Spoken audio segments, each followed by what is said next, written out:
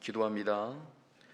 그러므로 형제들아, 내가 하나님의 모든 자비하심으로 너희를 권하노니 너희 몸을 하나님이 기뻐하시는 거룩한 산 제물로 드리라. 이는 너희가 드릴 영적 예배니라. 나의 눈과 귀가 성전을 떠나지 않으리라 약속하신 하나님, 구원받은 백성들이 그 말씀을 믿고 하나님께서 계시는 성전에 나왔습니다. 사람들은 거룩한 주일에 육신의 쾌락을 찾아 세상으로 나가지만 저희는 하나님이 계신 성전에 모여서 온전한 예배를 드립니다.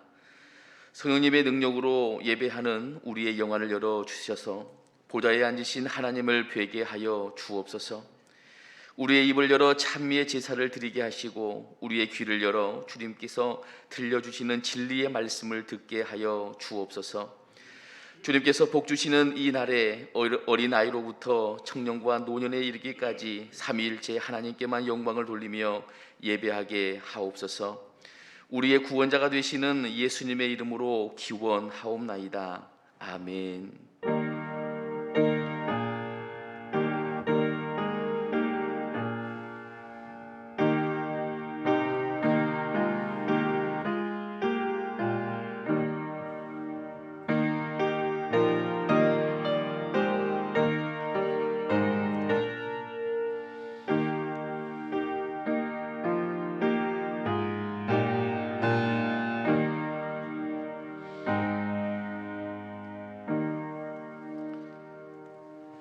다 함께 임재를 사모하며 찬송가 68장을 다 함께 찬양하시겠습니다. 찬송가 68장입니다.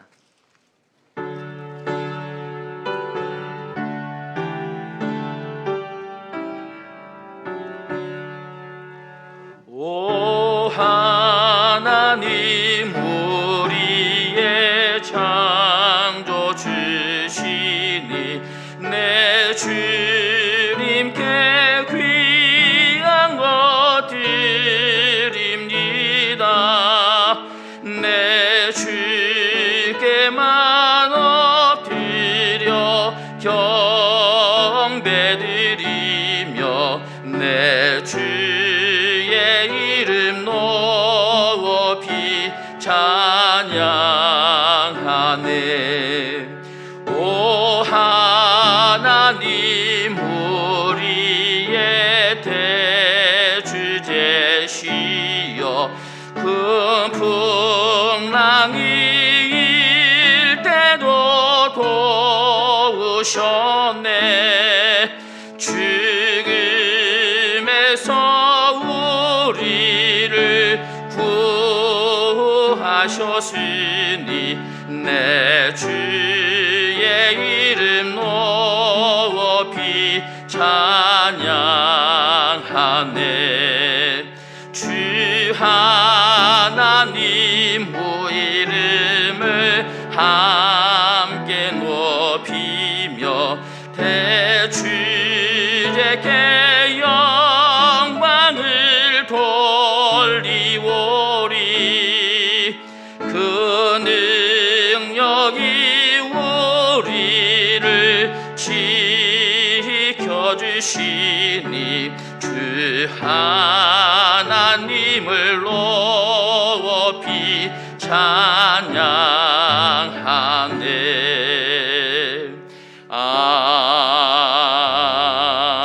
아멘. 다 함께 새롭게 번역된 사도신경으로 우리의 신앙을 고백하시겠습니다. 나는 전능하신 아버지 하나님, 천지의 창조주를 믿습니다.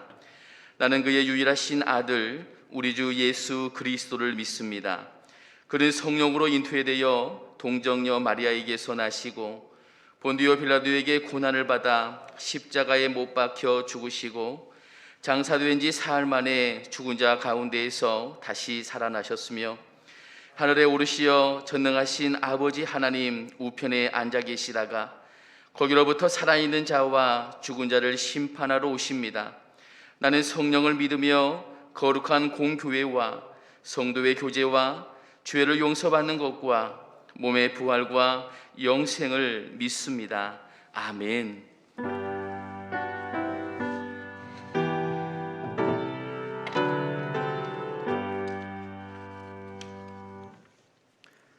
주님 감사합니다. 거룩한 주일을 지킬 수 있도록 허락하여 주심에 감사와 영광을 드립니다. 코로나 바이러스 19로 시작된 질병의 시대가 벌써 3년 차에 이르렀습니다.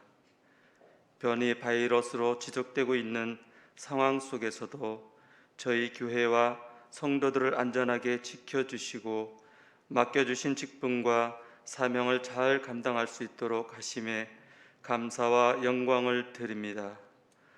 코로나 팬데믹으로 억눌려 있는 두려움에서 벗어나게 하옵소서.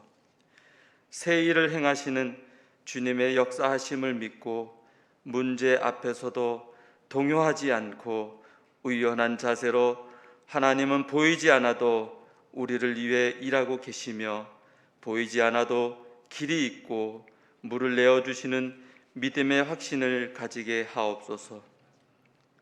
새로운 100년의 비전을 향한 과관련 센터를 통하여 어린 자녀들의 영혼을 붙잡아 주시고 말씀을 더하여 주시고 땀 흘려 뿌리고 가꾼 말씀의 씨앗들이 더욱더 풍성한 열매를 맺을 수 있도록 역사하여 주옵소서.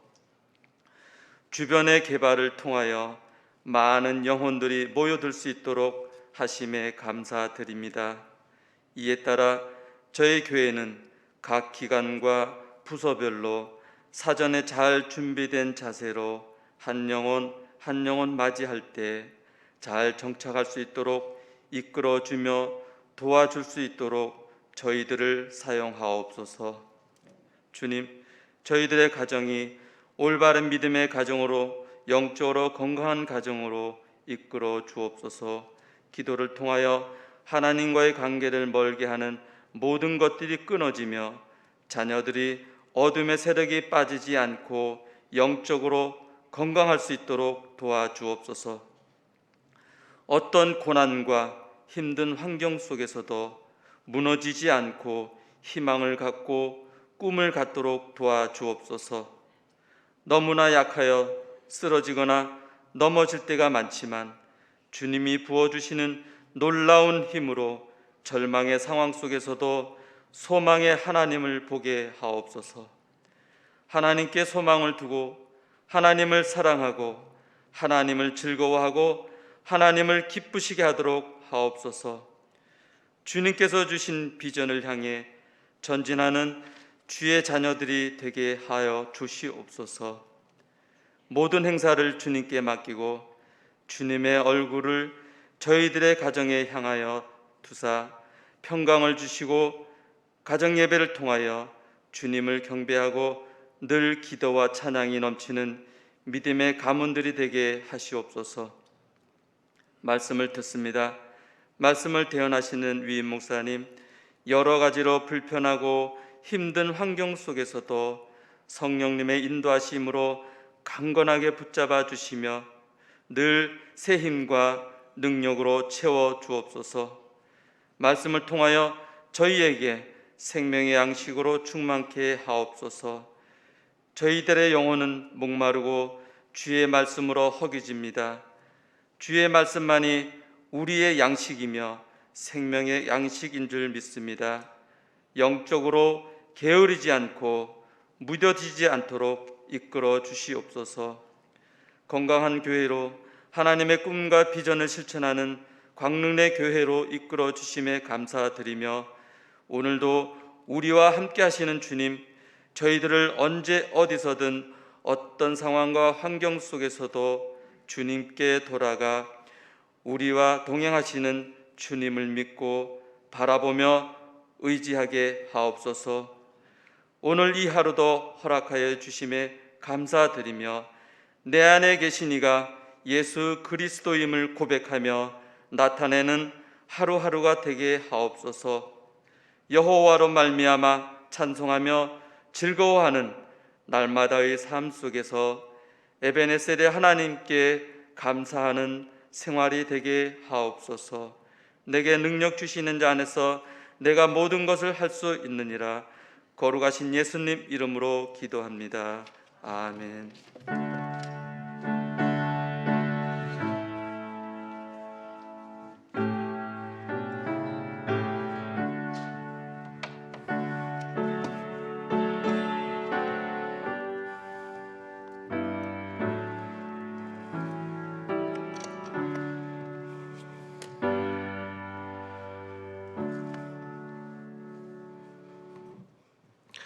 함께 찬송드립니다. 찬송가 251장 찬송합니다.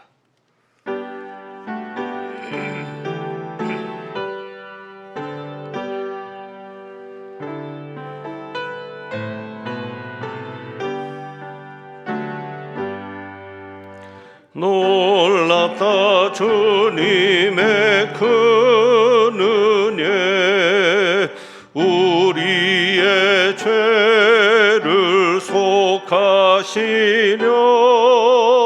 갈보리 십자가 위에서 어린 양 보혈을 흘렸네. 주의 은혜 우리의 죄를 다 씻었네. 주의 은혜 우리의 죄를 다 씻었네. 죄악은 성난 파도같이 우리 영혼을 위협하나 헤아릴 수 없는 주 은혜 십자가에서 보이셨네. 아멘. 주의 은혜 우리의 죄를 다 씻었네. 주의 은혜 우리의 죄를 다 씻었네. 죄악에 물든 영혼들을 주께서 피로 씻으시네. 지금도 흐르는 그 피에 눈보다 더 희게 씻으라. 아멘. 주의 은혜 우리의 죄를 다 씻었네. 주의 은혜 우리의 죄를 다 씻었네. 비할 수 없는 그 은혜를 믿는 자에게 거저 주네. 형제여 주 앞에 나가서 거지체 말고 곧 받으라. 아멘. 주의 은혜 우리의 죄를 다 씻었네. 주의 은혜 우리의 죄를 다 씻었네.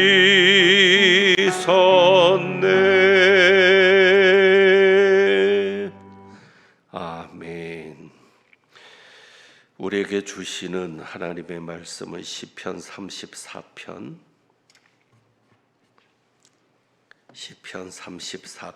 1절에서부터 10절까지 말씀, 구약 성경 825쪽입니다.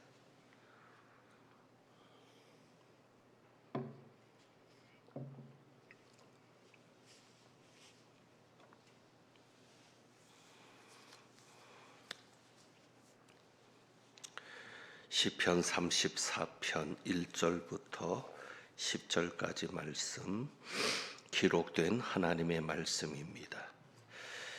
내가 여호와를 항상 송축하며 내 입술로 항상 주를 찬양하리이다.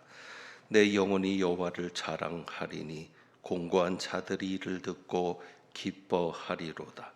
나와 함께 여호와를 광대하시다며 함께 그의 이름을 높이세. 내가 여호와께 간구하매 내게 응답하시고 내 모든 두려움에서 나를 건지셨도다. 그들이 주를 앙망하고 광채를 내었으니 그들의 얼굴은 부끄럽지 아니하리로다. 이 곤고한 자가 부르짖음에 여호와께서 들으시고 그의 모든 환난에서 구원하셨도다. 여호와의 천사가 주를 경외하는 자를 둘러 진치고 그들을 건지시는도다. 너희는 여호와의 선하심을 맛보알지어다. 그에게 피하는 자는 복이 있도다. 너희 성도들아 여호와를 경외하라. 그를 경외하는 자에게는 부족함이 없도다. 함께 봉독합니다. 젊은 사자는 궁핍하여 줄일지라도 여호와를 찾는 자는 모든 좋은 것에 부족함이 없으리로다. 아멘. 지난번에 2주간 동안 시편 23편의 말씀을 살폈습니다. 시편 23편을 통해서 다윗의 믿음을 보게 되었습니다. 다윗은 사도행전의 말씀처럼 하나님의 마음에 합한 사람, 하나님의 마음에 꼭 맞는 사람이었습니다. 하지만 다윗도 처음부터 완전했던 것은 아닙니다.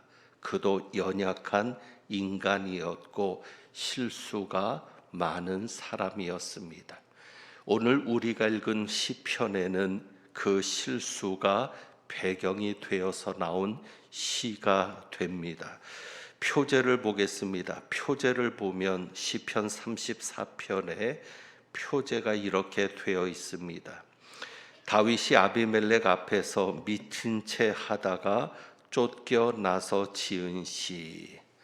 다윗이 아비멜렉 앞에서 미친 채 하다가 쫓겨나서 지은 시. 바로 이것이 그 시의 배경이 됩니다. 우리에게도 그런 순간이 있습니다. 과거를 돌아보면 얼굴이 화끈거릴 정도로 부끄러운 시간이 있었을 것입니다. 다윗은 지금 그런 순간을 맞이했던 것입니다. 생각하면 할수록 이 사건은 다윗에게는 큰 부끄러움이 되었을 것입니다. 다윗이 아비멜렉 앞에서 했던 이 미친 채를 했던 그 일은 사무엘상 21장에 기록되어 있습니다. 다윗이 사울이 자신을 죽이려는 의지가 확고하다는 것을 사울의 아들인 요나단을 통해서 알게 되었습니다. 확인을 했습니다. 그리고는 살기 위해서 도망을 합니다.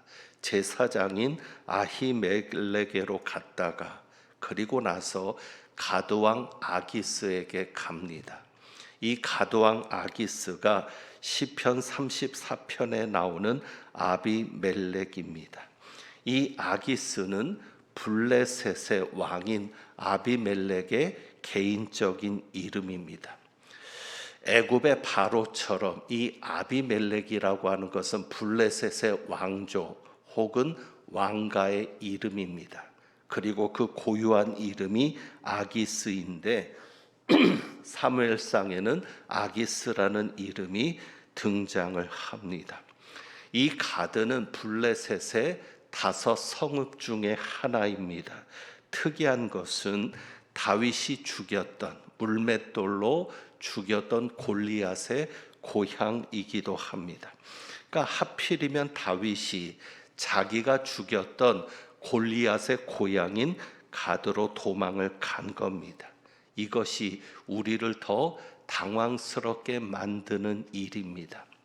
사무엘상 21장에 보면 진설병을 먹은 다윗이 제사장에게 무기를 요청합니다.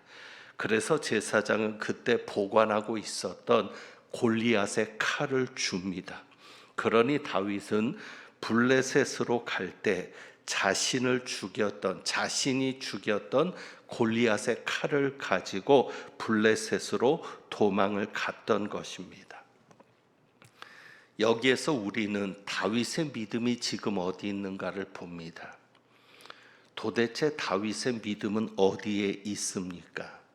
이전에 그는 하나님의 능력을 믿고 살아계신 하나님의 이름으로 그 능력을 믿고 나가서 골리앗을 죽였습니다. 그때의 그 믿음은 어디에 있습니까? 제사장을 통해서 골리앗의 칼을 받았습니다. 골리앗의 칼을 받았다면 그 전에 믿음의 기억이 떠오를 것 아니겠습니까? 골리앗의 칼을 보면서 자신이 이전에 믿음으로 골리앗을 죽였을 때를 다시 생각하지 않았겠습니까? 그런데 골리앗의 칼을 보고도 골리앗의 고향인 가드로 도망을 간 것입니다. 다시 말하면 골리앗의 칼을 보고도 이전에 자기가 믿음으로 나가서 죽였던 골리앗의 칼을 보고도 그 믿음이 회복되지 않았습니다. 자, 하나님께서 다윗을 이스라엘의 왕으로 세우신다고 했습니다. 그리고 그때 이미 다윗은 기름 부음도 받았습니다. 그렇다면 우리는 자연스럽게 어떤 결론이 나오겠습니까? 하나님께서 다윗을 지키신다. 왜요? 이스라엘의 왕으로 세우셨잖아요.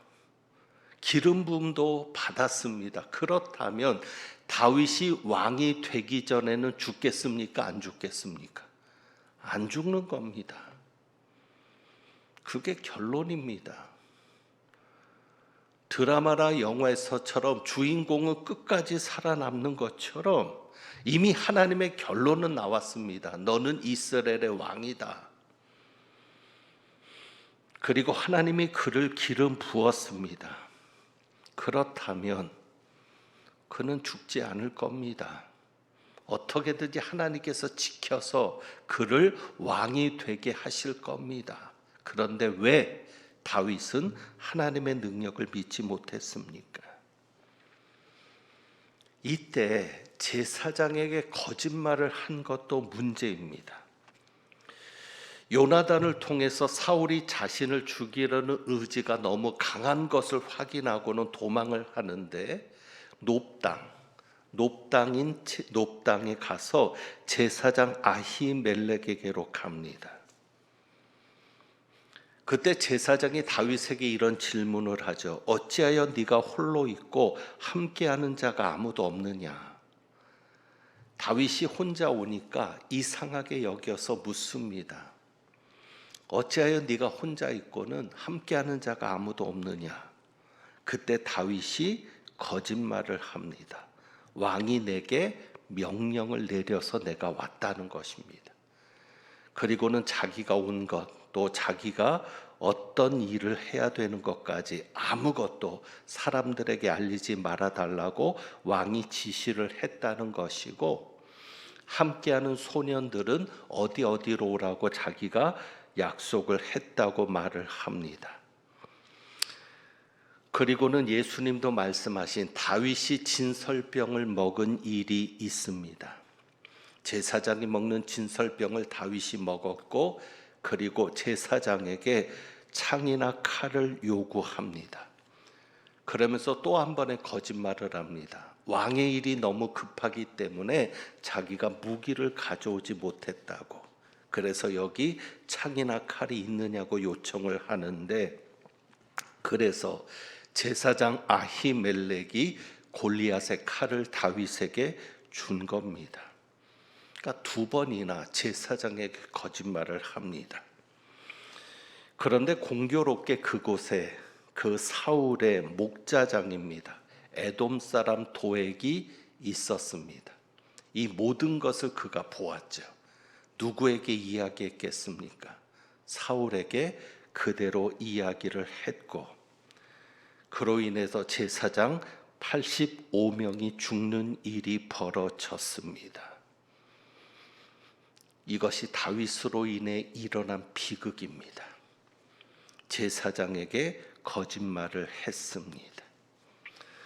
아무리 눈앞에 있는 위험을 벗어나기 위한 목적이라지만 거짓말은 분명 잘못된 것입니다. 왜요? 하나님을 바라보지 못했거든요. 하나님의 능력을 믿지 못하고 하나님의 종인 제사장을 속였습니다. 다시 한번 말씀드리지만 그로 인해서 제사장 85명이 죽었고요. 사울은 놉을 황폐하게 만들었습니다. 제사장의 성읍이라고 하는 놉을 황폐하게 만들고 거기에 있는 다른 거주민들까지도 망하게 했던 겁니다. 여러분, 왜 이렇게 다윗의 믿음이 추락했습니까? 골리앗을 죽였던 그때 그 믿음은 어디에 있습니까? 한 가지 이유를 생각해 볼 수 있는 것은 많이 지쳤기 때문이라고 여겨집니다. 우리도 그렇습니다.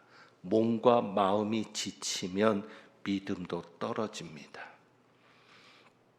그래서 조심해야 합니다. 너무 지치지 않도록 조심해야 합니다. 코로나로 인해서 우리는 3년이라는 시간을 3년째 지금 어려움을 겪고 있습니다. 걱정은 너무 지쳐 있습니다. 우리가 너무 지쳐 있습니다. 그래서 걱정입니다. 이렇게 지쳤다가는 믿음이 떨어질 수밖에 없고 우리가 하나님을 바라보아야 되는데 이럴수록 더 하나님을 바라보아야 되는데 그렇지 못하는 것이 다윗처럼 지쳐있는 그 상황에서 하나님을 바라보지 못하고 이렇게 큰 비극을 만들어내는 것이 걱정입니다. 그러니까 다윗은 하나님의 능력을 믿고 이스라엘을 떠나지 말았어야 합니다. 그런데 블레셋 땅으로 갔습니다. 하나님에 의해서 이스라엘의 왕이 될 다윗, 하나님에게 기름 부음을 받았으면서도 이스라엘의 적국입니다. 블레셋은 이스라엘의 대표적인 적국입니다. 이스라엘의 적국이고 그리고 우상의 땅인 이방 땅인 블레셋으로 갔습니다. 어쩌면 다윗은 이렇게 생각했을지 모릅니다. 자기가 골리앗을 죽인 지 이미 3년이나 4년이 지났으니까 정확하지 않지만 3, 4년쯤 지난 시점으로 봅니다. 골리앗을 죽인 지 3, 4년이 흘러서 그곳 사람들은 자신을 잊어버렸을 것이다 라고 생각했을지 모릅니다. 그런데 결국은 미친 척을 해야 했던 겁니다. 이 블레셋의 왕인 아비멜렉의 신하들이 다윗을 알아보았습니다. 다윗은 지금 자신이 왕이 될 사람이라는 것도 잊어버리고 있을 것인데 하나님에 의해서 자신이 왕으로 세워짐을 받는다는 사실도 잊어버리고 있을 터인데 오히려 블레셋 신하들이 인정을 합니다. 이스라엘의 왕 다윗이 아닙니까? 아비멜렉에게 이야기하는 겁니다. 이 사람이 이스라엘의 왕 다윗이 아닙니까? 현재 이스라엘의 왕은 사울인데 그들은 다윗을 이스라엘의 왕으로 인정하고 이렇게 말합니다. 사울이 죽인 자는 천천히요 다윗이 죽인 자는 만만이라고 말하던 그 다윗이 아닙니까? 그 이야기를 듣고 다윗이 분위기가 심상치 않게 돌아가니까 그들 앞에서 미친 채를 한 겁니다. 얼마나 수치스러운 일입니까? 하나님의 종인 다윗이, 하나님의 사람인 다윗이 이방인들 앞에서 미친 채를 해야 했습니다. 그러나 하나님은 그러한 다윗까지도 끝까지 사랑해 주셨습니다. 그런 다윗을 끝까지 지켜 주셨습니다. 다윗은 이 사건을 통해서 그의 믿음이, 그의 신앙이 더욱 성숙해지는 모습을 보여줍니다. 바로 그것이 시편 34편에 그대로 나타났습니다. 8절을 봅니다. 8절에 이렇게 다윗이 말합니다. 너희는 여호와의 선하심을 맛보아 알지어다. 다윗이 아비멜렉 앞에서 미친 채를 하다가 쫓겨나서 그리고 하는 이야기가 이겁니다. 너희는 여호와의 선하심을 맛보아 알지어다. 그에게 피하는 자는 복이 있도다. 그래서 우리는 이렇게 정리할 수 있습니다. 다윗에게는 이 사건이 어떤 사건이었겠습니까? 하나님의 선하심을 맛보아 알게 되는 사건입니다.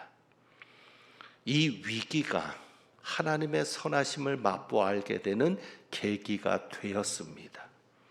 우리에게도 필요합니다. 이런 일이 필요합니다. 우리에게 어려움이 있습니다. 여러분에게 위기가 있을 겁니다. 그 어려움이, 그 위기가 오히려 하나님의 선하심을 맛보아 알게 되는 기회가 되기를 원합니다. 우리는 선하신 하나님을 알고 있습니다. 머리로는 알고 있지만 중요한 것은 체험해야 합니다. 그 하나님을 경험해야 합니다. 맛보아 아는 겁니다. 지식으로 아는 게 아니라 맛보아 아는 겁니다. 우리에게 있는 어려움, 우리에게 닥쳐오는 그 위기는 하나님을 경험할 수 있는 기회가 됩니다. 하나님의 선하심을 맛보아 알 수 있는 기회가 됩니다.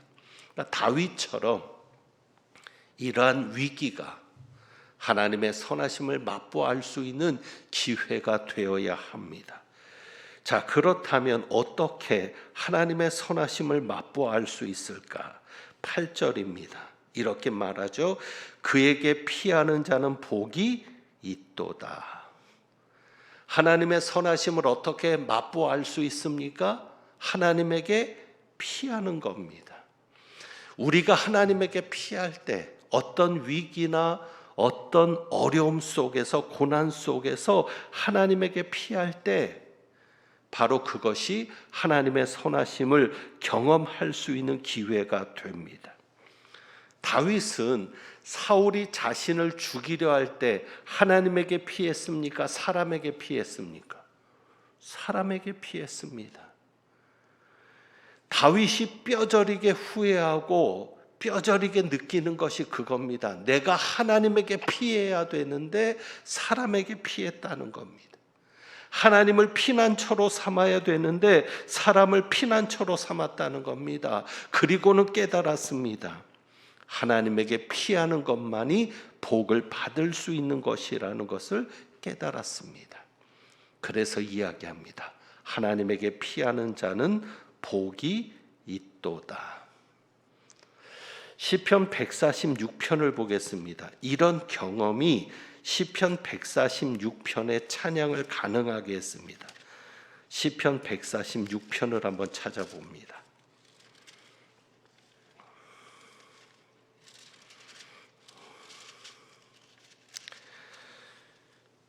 시편 145편에 다윗의 찬송시라고 되어 있고 146편부터는 할렐루야로 시작하면서 150편까지 마무리가 됩니다. 이것 역시 다윗의 시로 그렇게 이해를 합니다.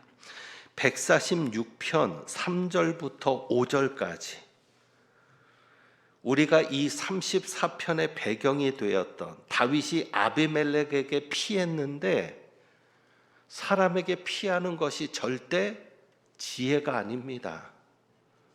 결국은 미친 채를 해야 됐고, 누가 살려주시는 겁니까? 사람이 살려주는 게 아니라 누가 살려주신다?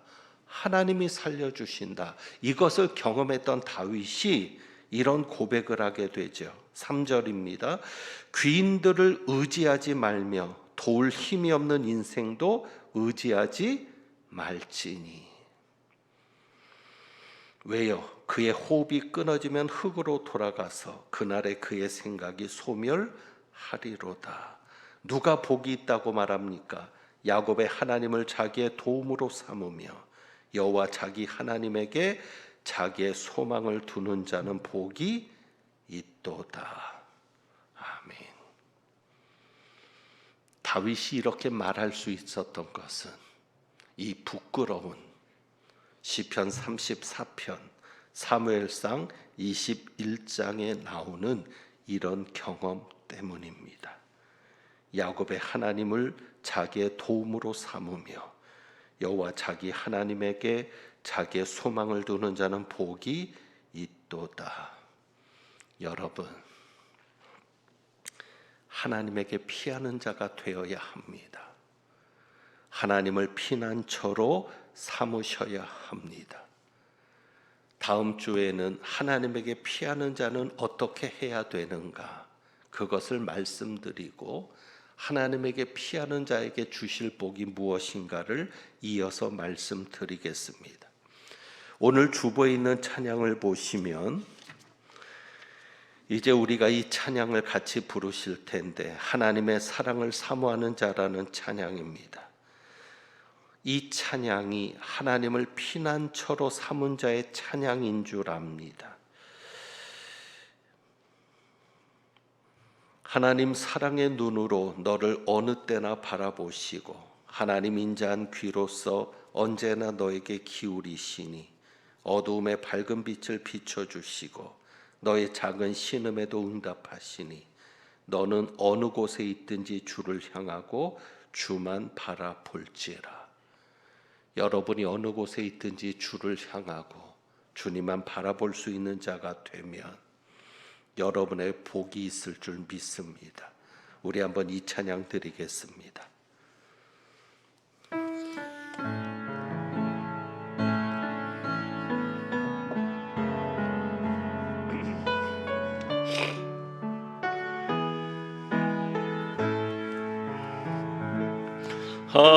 하나님의 사랑을 사모하는 자, 하나님의 평안을 바라보는 자, 너의 모든 것 창조하신 우리 주님이 너를 얼마나 사랑하시는지 하나님께 찬양과 하나님께 찬양과 경배하는 자, 하나님의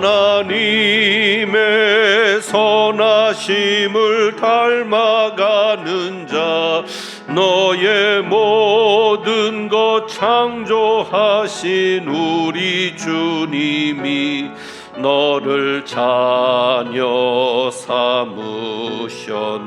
아멘. 하나님 사랑의 눈으로 너를 어느 때나 바라보시고 하나님 인자한 귀로서 언제나 너에게 기울이시니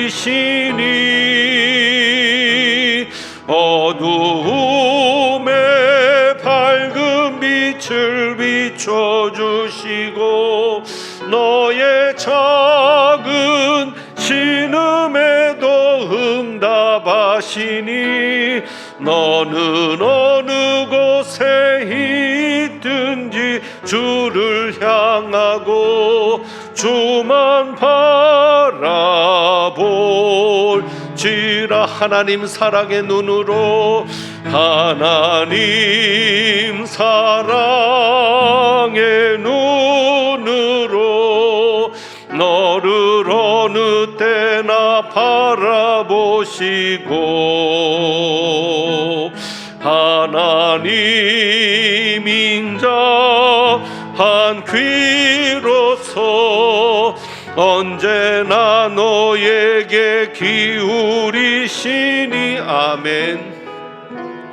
어두움에 밝은 빛을 비춰주시고, 너의 작은 신음에도 응답하시니. 너는 어느 곳에 있든지 주를 향하고 주만 바라볼지라. 주만 바라볼지라.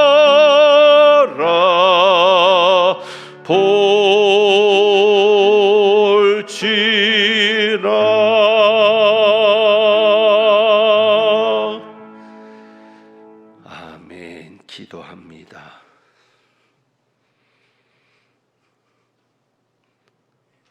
하나님 아버지, 우리가 어느 곳에 있든지 우리는 주님을 향하고 주님만 바라보게 하옵소서.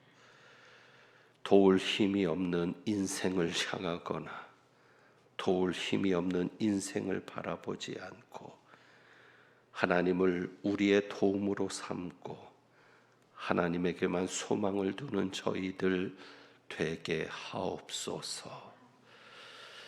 오늘도 그렇게 하나님에게 소망을 두는 마음으로 주님 앞에 귀한 예물을 봉헌합니다.